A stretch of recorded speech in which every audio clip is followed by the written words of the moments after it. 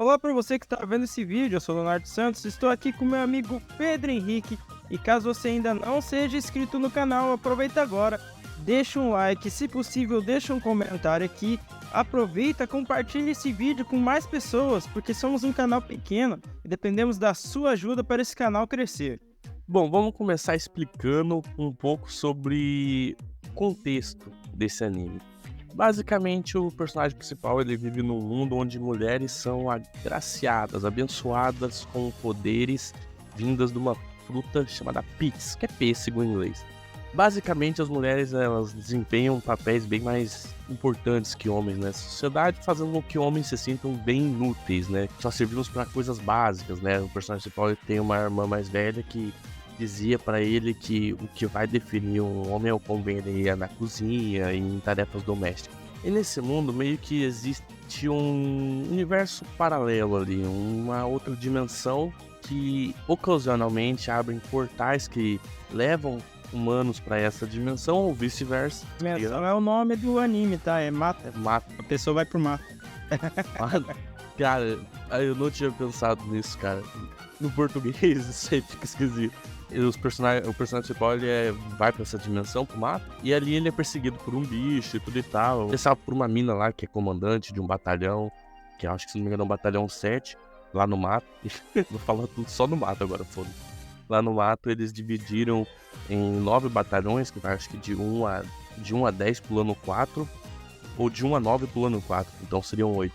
Agora eu não lembro perfeitamente. É de 1 a 9. Isso é uma curiosidade legal que japoneses não gostam do número 4. É bem comum, pode parecer esquisito, mas você ir no Japão, pegar um elevador e não ter o quarto andar, por exemplo. Eles não gostam do número 4. Eles pulam do 3 pro 5.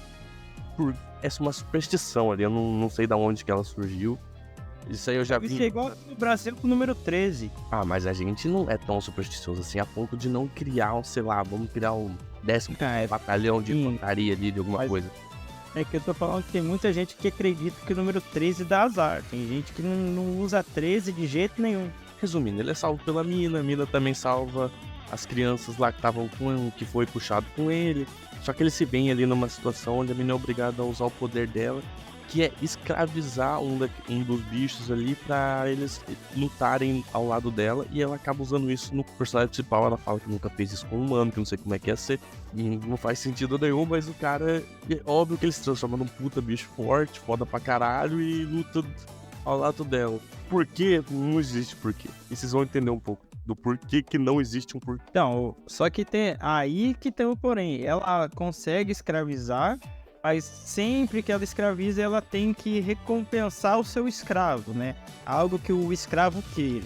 Geralmente, como ela sempre escravizou os bichos, a única coisa que ela tinha que oferecer é um pedaço de carne, eles comiam, beleza, tal, recompensado.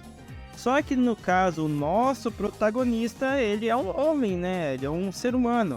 Então, qual que é o desejo dele ao ver uma garota bonita?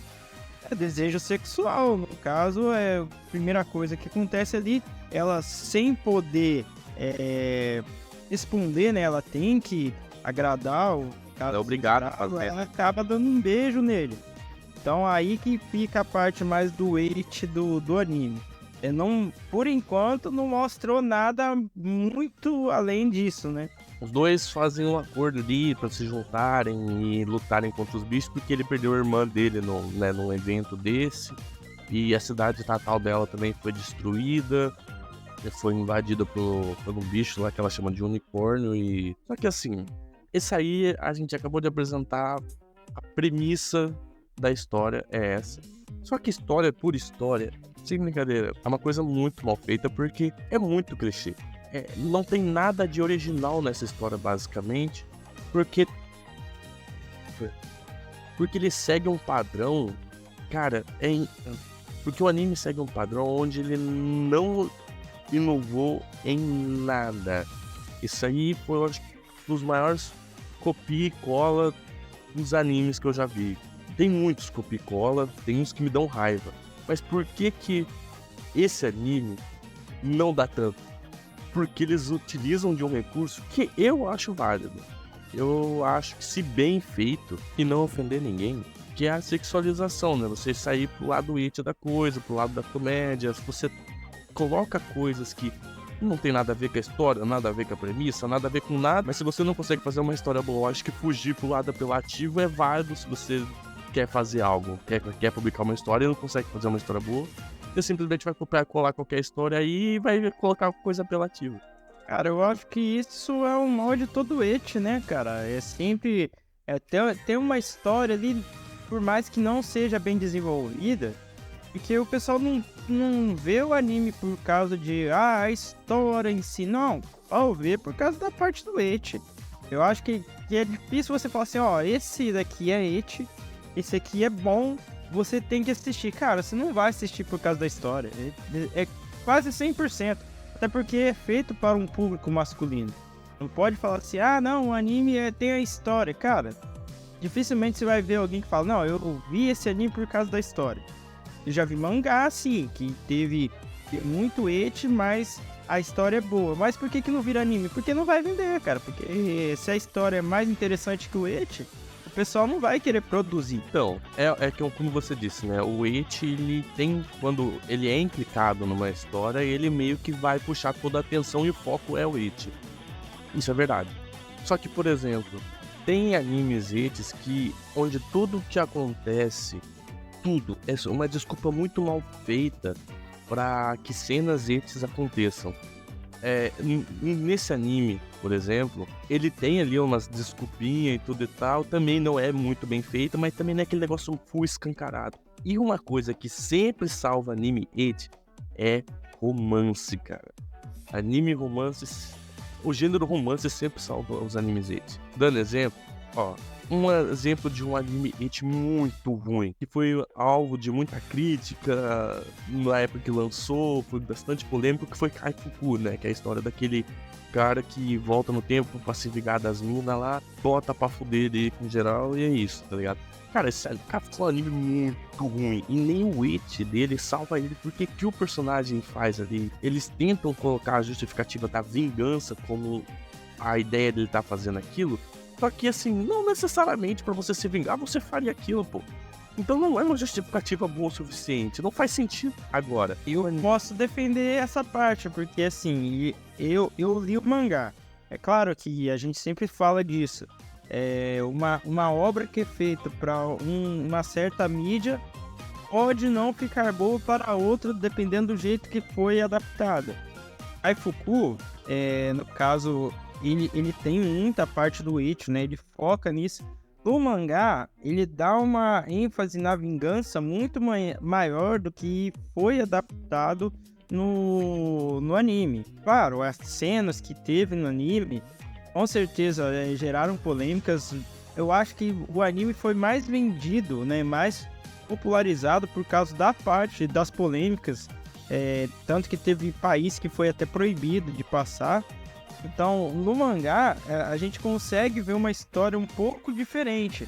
Mas, igual nós sempre bate nessa tecla. Dependendo de como for adaptado, não salva nem a história e nem o plot twist ou o que eles tentarem inserir ali no anime. E assim, tem um anime que eu vi a melhor progressão de um personagem em RPG até hoje no anime. Geralmente em RPGs, né, em animes, sejam eles Sekai, sejam eles de você sobre jogos e VR, né, imersivo, o personagem principal ele sempre é muito apelão. Ele é sempre overpowered, já desde o começo ele começa, acontece algo ali que transforma ele num cara muito foda, overpowered, não sei o que.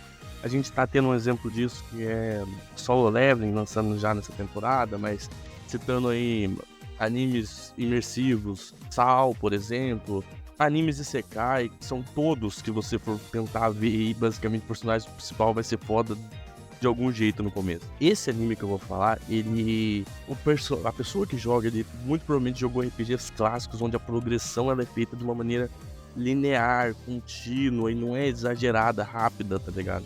Você pensa, pô, mas o cara, se você faz um anime assim, não fica legal, porque o legal de você ver um anime, às vezes de Isekai, às vezes num universo meio RPG, é você ver os caras meio overpower, né? É isso que dá a graça. Então, aí que eu digo que a sexualização, ela é um recurso válido pra você agregar uma obra que foi Isekai Meikyo, que basicamente um cara, ele vai lá pro mundo onde tem dungeons, RPG, esse tipo de coisa, só que daí ele, assim como no anime em questão desse vídeo, a mina escraviza o cara, lá o cara escraviza um monte de mina pra ajudar ele nas dungeons. Eu acho que foi a progressão de RPG mais bem feita que eu já vi num anime, e o foco não é esse, o foco é simplesmente a putaria. Só que aí que tá o interessante desse anime. Ele não justifica, ele não cria situações que não fazem sentido nenhum pra a cena Z acontecer.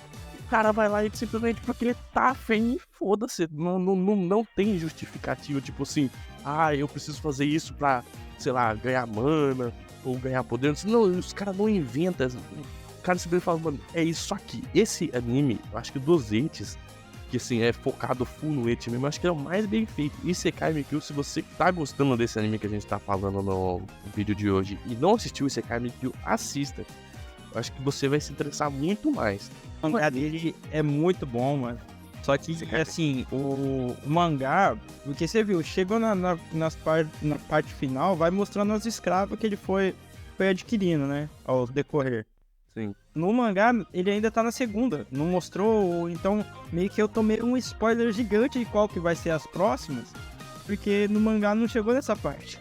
Agora, voltando a falar do Mato Serrei no Slave, você vai se deparar ali com premissas, cara, que são extremamente clichês, como eu já disse. Um anime, ele é bem desenhado, ele é bem animado, a animação dele é bem fluidinha, é gostoso de assistir o anime. Ele é um pouquinho engraçado, infelizmente ele não é bem dirigido, porque ele precisava de correções. Ali não, ele simplesmente é algo bem cru, bem fraco. Acredito que ainda assim, por o foco dele não ser nisso, né? Ser mais o eti, ser mais as situações ali.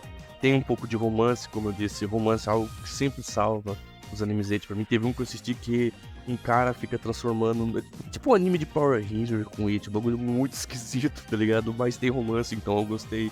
Da Karaboku Hagagateki Nai, que é um anime bem antiguinho, foi banido em alguns países porque ele tem um eti meio exagerado.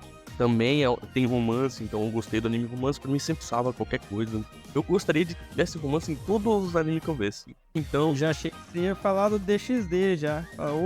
Esse tem um romancinho, hein? Esse é bom. o desses dele tem um problema que é o seguinte, né? Ele é harem.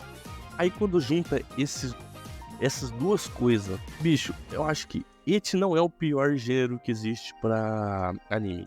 Harem é, de fato, o pior gênero que existe pra anime. Só de pensar em animes harem ali, da enrolação, que, nossa, já me ferveu a mente aqui, cara. Porque, olha, harem é intancável. Harem é intancável. Eu não consigo gostar de anime harem. Assisto, mas com um ódio no coração que vocês não têm ideia. O único, na verdade, teve um único harem agora que eu assisti que se salvou. Um único. Que foi o do cara lá que tem PC em namorado. Esse foi o único que eu acho que se salvou. Tirando porque o foco é full na comédia e ele é bem engraçado. O resto, maluco, nossa.